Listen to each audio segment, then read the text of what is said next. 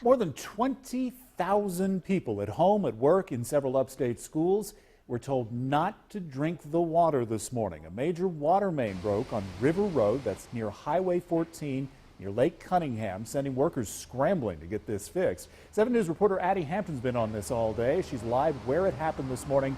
Addie, are they making any progress?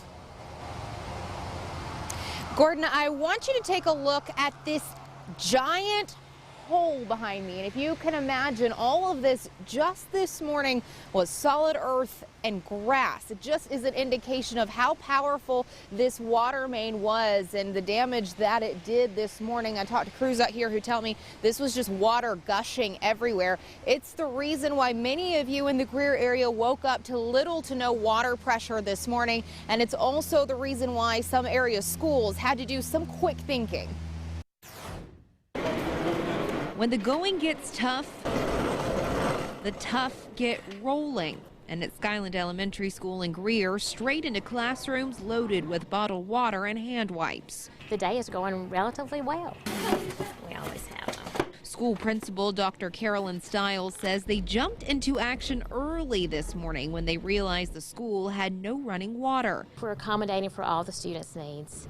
And we're doing that so they can stay at school today. Needs including portable toilets and hand sanitizing stations. It was a similar scene at Blue Ridge Middle and High Schools, but despite the day's distractions, a Papa John's pizza lunch made up for it.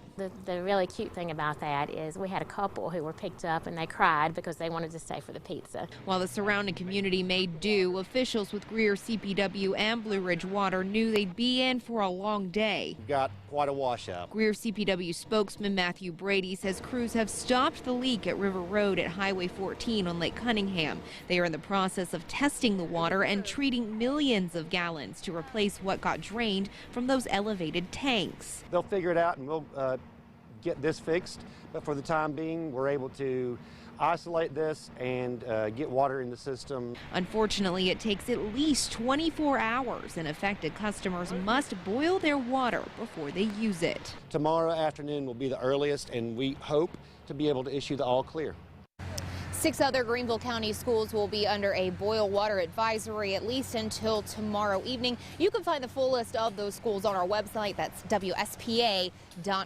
For now, I'm live in Greer. Addie Hampton, 7 News. You know, I can tell you my kids were texting me from school worried about the water situation today. Do we know what happened? Is it just an old pipe that broke?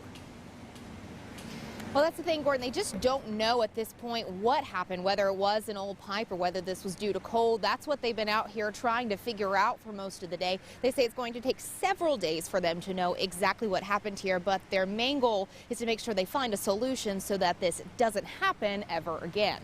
Back to you. Thank you, Addie. Well, tonight we're getting new details.